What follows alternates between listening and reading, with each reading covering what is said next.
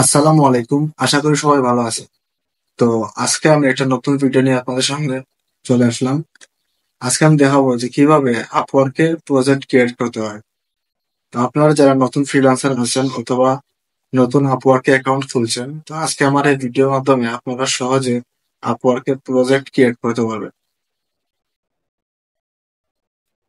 আমরা যখন ফাইবারে প্রথম কোনো গিগ পাবলিশ করি, তো সেক্ষেত্রে আমাদের একটা স্কিল টেস্টের প্রয়োজন হয়।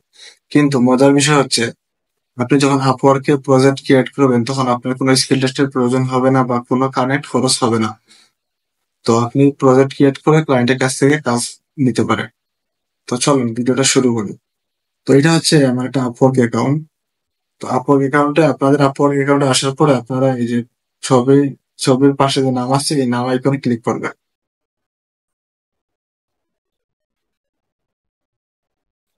আসার পরে আপনারা ক্রিয়েট এ প্রজেক্ট এটাতে ক্লিক করবেন। ওকে। তো আসার পরে এখানে ছয়টা অপশন আছে। প্রথম হচ্ছে ওভারভিউ, তারপর হচ্ছে প্রাইজিং, তারপর গ্যালারি, প্রসেস, ডেসক্রিপশন এবং সবার লাস্টে রিভিউ আছে। প্রথম হচ্ছে প্রজেক্ট ওভারভিউ টাইটেল। আমাদেরকে এমন একটা স্পেসিফিক টাইটেল দিতে হবে যেন আমরা আমাদেরকে ক্লায়েন্ট সহজে খুঁজে পায়। এখন ধরেন আপনি এসিও সার্ভিস দেন, এবং আপনি যদি দেন যে এখানে দেওয়া আছে you will get a SEO service for boost ranking, এরকম যেটা লেখেন যে আপনি এসইও সার্ভিস দেন, তাহলে কিন্তু আপনি কাজ পাওয়ার সম্ভাবনা খুবই কম। কারণ হচ্ছে আমি আপনাদেরকে সহভাবে দেখাই। যখন আমরা প্রজেক্টে যাবো, যে আমি যখন এসইও লিখি, শুধু এসইও এসইও সার্ভিস দিলাম, হ্যাঁ, তারপরে এন্টার দিলাম, তখন আপনি দেখতে পাবেন যে এসইও সার্ভিসের উপরে কত গিগ আছে, এই সরি কত প্রজেক্ট আছে। এই দেখেন, 61,223টা প্রজেক্ট অ্যাভেলেবল। তো আপনি যদি এখানে টাইটেলে যদি আপনি এসিও সার্ভিসের কথা মেনশন করেন, তাহলে কি আপনি কাজ পাবেন? কাজ পাওয়ার সম্ভাবনাটা একেবারে খুবই কম। যারা এই প্রথম 3-4 সারিতে যারা থাকে তাদের কাজ পাওয়ার সম্ভাবনা প্রায় 70%। কারণ আপনি যদি এসিও সার্ভিস দেন তাহলে এখানে প্রায় 61,000 প্রজেক্ট অ্যাভেলেবল। তা আপনি হবেন করে 61,224 জন, 61,224 জনের মধ্যে থাকবেন। তো সেক্ষেত্রে আপনার কাজ পাওয়ার সম্ভাবনা খুবই কম থাকবে। তো সেক্ষেত্রে আপনি কি করবেন? আপনি যখন টাইটেল দিবেন তখন একটা ইউনিক এবং স্পেসিফিক টাইটেল দিবেন। আপনি কি নিয়ে কাজ করেন? আপনি কি লোকাল এসিও নিয়ে কাজ করেন, নাকি আপনি লোকাল সাইট এসিও নিয়ে করেন, নাকি ই কমার্স এসিও নিয়ে করেন, নাকি আপনি কি নিয়ে সার্ভিস সার্ভিস দেন, শুধু স্পেসিফিক ওই সার্ভিসটাই দিবেন। তাহলে আপনারা এই কাজ পাওয়ার সম্ভাবনা বেশি থাকে। তো আমি যেহেতু লোকাল সাইটেশন নিয়ে দিব, গিগ দিব, তবে যদি আমি লোকাল সাইটেশন দিই, এই কতজন আমার কম্পিটিটর আছে আমি একটু দেখে নিই। লোকাল সাইটেশন দিবেন।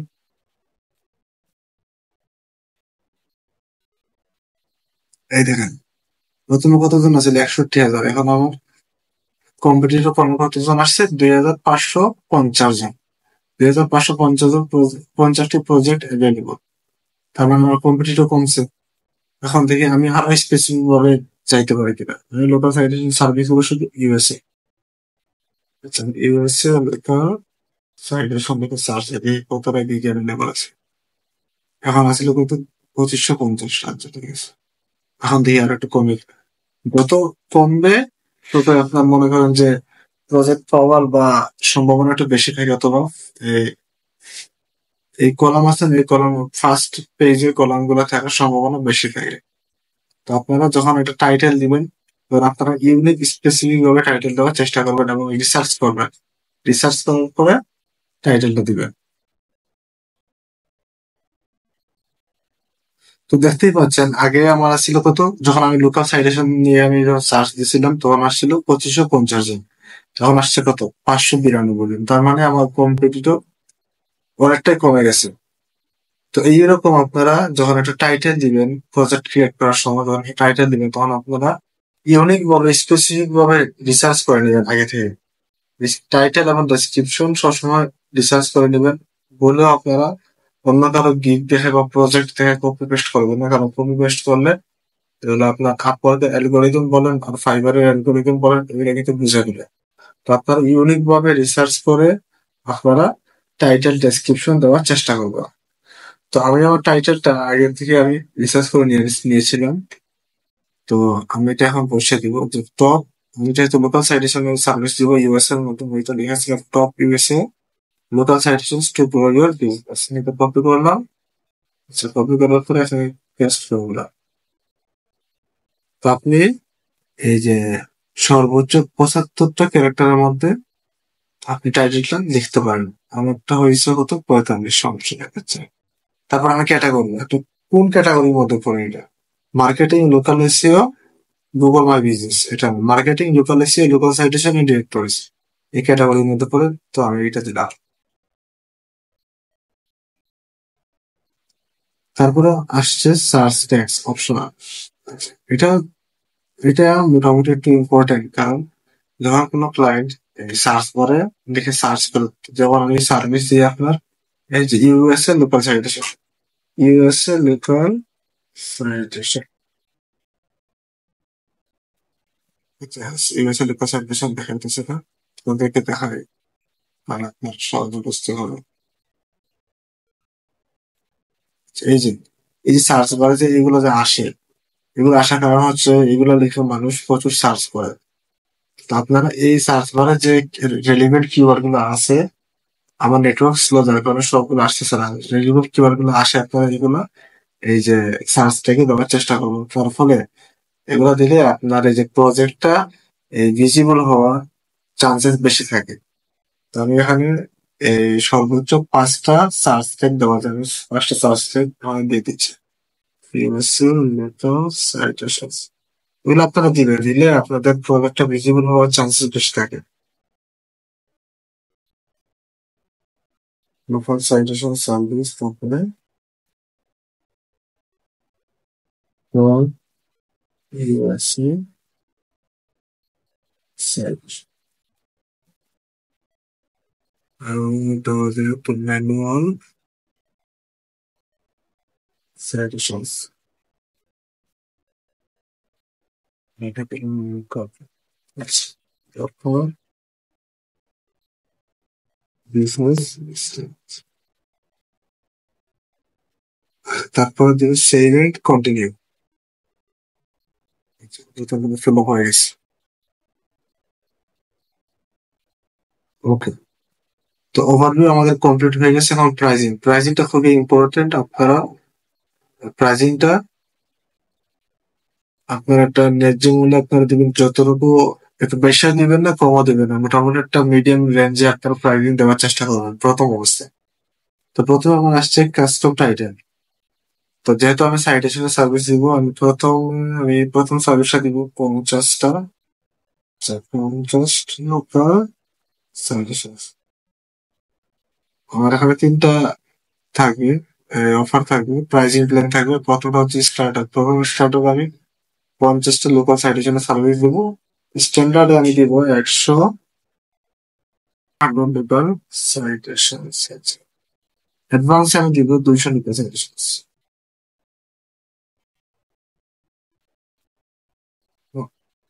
এখন বলছে কি কাস্টম ডেসক্রিপশন। আচ্ছা, কাস্টম ডেসক্রিপশন আমি দিব, যেহেতু আমি লোকাল সাইটেশন ম্যানুয়াল ভাবে করবো।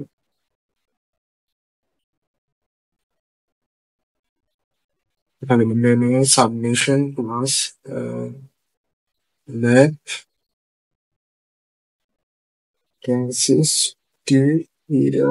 consistency প্লাস এরকম ভাবে কোর্সশিটের মাধ্যমে দিব, কোর্সশিট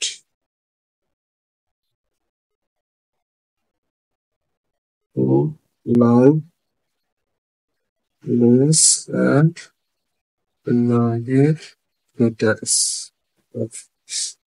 এটা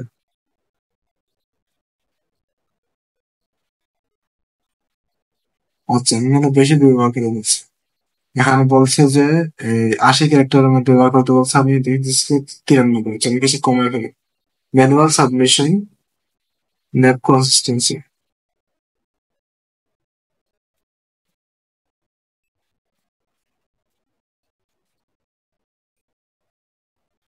এখান থেকে এটা দিয়ে দেয়।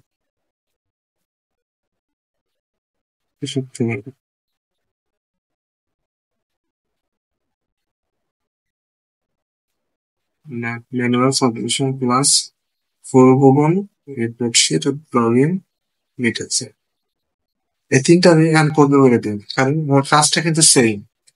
প্রথমটা দিব আপনার 50টা লোকাল সাজেশন, সেকেন্ড 100টা, আর থার্ড অ্যাডভান্স যেটা 200টা লোকাল সাজেশন দিবে। তো আপনারা ওই যে কাস্টম ডেসক্রিপশনটা আপনারা নিজেরা লেখার চেষ্টা করবেন, অথবা আপনারা যদি না পারেন তাহলে আপনারা চ্যাট জিপিটির হেল্প নেবেন। বলে আপনারা কারো টাইটেল ডেসক্রিপশন কপি করার চেষ্টা করবেন।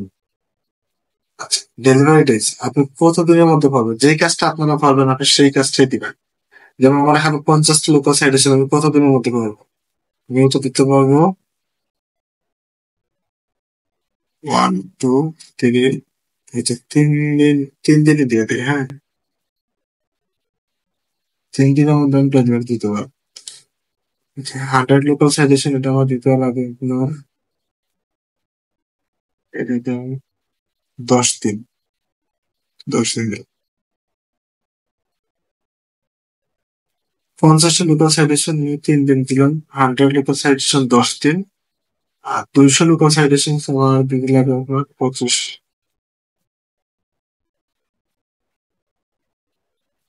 200 লোকাল সাজেশন 21 দিনে দিয়ে দেয়, 21 দিনে দিতে হবে। নাম্বার অফ বিজনেস লোকেশন আমি একটা 1 দিয়ে দিলাম, এখানে 1 দিয়ে দিলাম, এখানে 1 দিয়ে দিলাম, ঠিক আছে।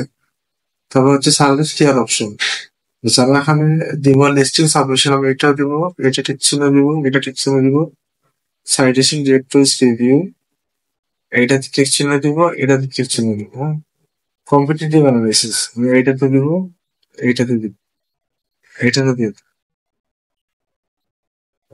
আমরা এখানে সাইটেশন ডিরেক্টরিজ রিভিউ এটা দিয়ে দিলাম। এখন বলতেছে প্রজেক্ট প্রাইস, যেহেতু আমি এখানে 50টা সাইটেশন দিব 3 দিনের মধ্যে, আমি এখানে মিনিমাম দিব $10। আপনারা বেশি দেওয়ার চেষ্টা করবেন, আপনারা একটা মিডিয়াম একটা রেঞ্জে দেওয়ার চেষ্টা করবেন, তাহলে প্রথম অবস্থায় ক্লায়েন্ট পাওয়ার সম্ভাবনা বেশি থাকবে। তারপরে এখানে 100 সাইটেশনের জন্য আমি এখানে চার্জ করবো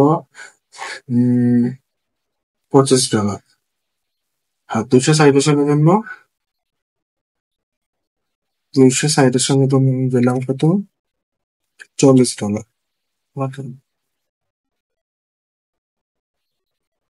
10 জন, 25 জন, $40। আচ্ছা, ঠিক আছে। ফার্স্ট ডেলিভারি, তারপর আমি যখন সেভ এন্ড কন্টিনিউ। আচ্ছা, এখানে বলছে যে প্রজেক্ট ইমেজ আপনারা সুন্দর করে একটা ক্যানভা দিয়ে প্রজেক্ট ইমেজ, অর্থাৎ আপনি যে সার্ভিসটা দিবেন ওই সার্ভিস রিলেটেড একটা ইমেজ তৈরি করার চেষ্টা করবেন। এখানে বলছে কি upload up to 20 image up to 10 MB each and less than 4000 pixel. আচ্ছা, আমি একটা ইমেজ আমি তৈরি করে রাখছিলাম অলরেডি, তবে এটা সেটা দিয়ে দেওয়ার চেষ্টা করবো। তো আপনারা সুন্দর করে ক্যানভা দিয়ে ইমেজ তৈরি করার চেষ্টা করবেন। তো এটা হচ্ছে আমার ইমেজটা, এটা কতটুকু হয়তো এতটুকু আসলো, এতটুকু তুমি আপলোড দিয়ে দিলাম। যেটা তারপরে এখন আসছে কি প্রজেক্ট ভিডিও। আপনার যদি কোনো ভিডিও থাকে আপনার ইন্ট্রোডাকশন দিয়ে, তাহলে আপনি এখানে ভিডিও দিতে পারেন। যেহেতু আমার ভিডিও মানে এখানে স্যাম্পল আছে, স্যাম্পল ডকুমেন্ট, আপনার যদি কাজে কোনো পোর্টফোলিও থাকে বা স্যাম্পল থাকে তাহলে আপনি সেখানে দিতে পারেন। যেহেতু আমার একটা পোর্টফোলিও আছে, স্যাম্পল আছে, আমি এখানে এটা তৈরি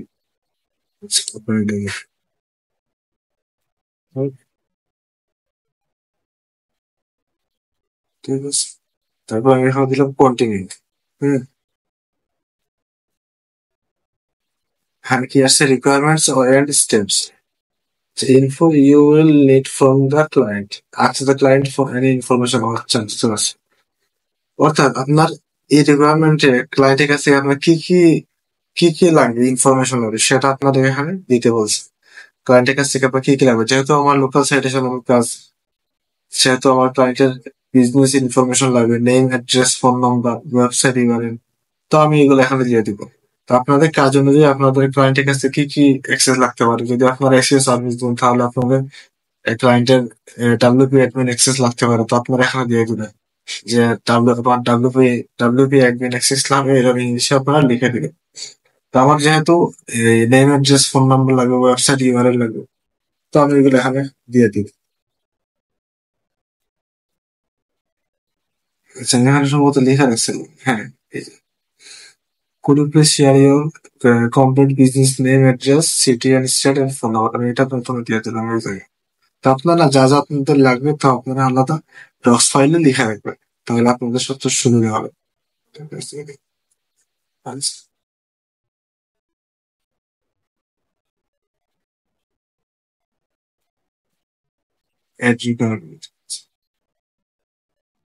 একটা দিন দিয়ে দিলাম।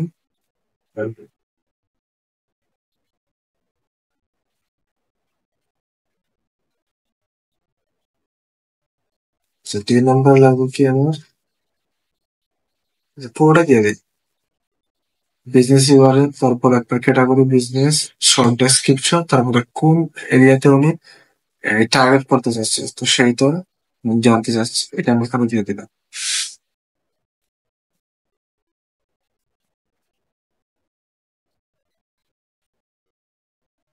তো আপনাদের যা যা লাগবে আপনারা এখানে দিয়ে দিবেন একটা। তাহলে ক্লায়েন্ট যখন আপনাকে আপনার প্রজেক্টে দেখাবে তখন সে বুঝতে পারবে যে আপনার ফুল কি কি ইনফরমেশন লাগবে, আপনার জন্য বিষয়টা সবচেয়ে সুবিধা হয়ে যাবে। আচ্ছা, বাসটা দিয়ে দিলাম। Step you will take to get the project done. আচ্ছা, আমি কি বলছে, share your step by step process so the client will know how you will work on their project. আচ্ছা, এখানে বলছে যে আপনি যে প্রজেক্টটা শুরু করবেন, আপনি কোন কোন স্টেপে কাজটা করবেন। তো তো আমি এখানে তো এগুলো প্রথমে আমি কাজ করবো, আমি ধরো ইনফরমেশন নিয়ে কি information, business information, business information প্রথমে আমার লাগবে। আচ্ছা, তারপরে আমার লাগবে শর্ট ডেসক্রিপশন, আমি দিলাম না, ডেসক্রিপশন দিলে আর কি ভয় লাগে। তারপরে আমি কি করবো, বিভিন্ন সাইটের সময় আমি রিসার্চ করবো, রিসার্চ অ্যান্ড সিলেক্ট, যেটা আমি টপ সাইটের সময়, টপ সাইটের সামনে কাজ করবো, research top site research site. তারপরে আমি দিলাম সাইটের গুলো আমি ম্যানুয়ালি সাবমিট করতাম, তোমার পর দিয়ে সাবমিট করবো, আমি ম্যানুয়ালি সাবমিট করি, manual citation submission.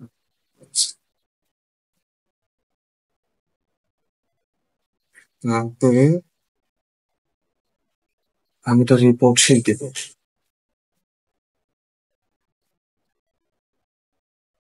Creator report,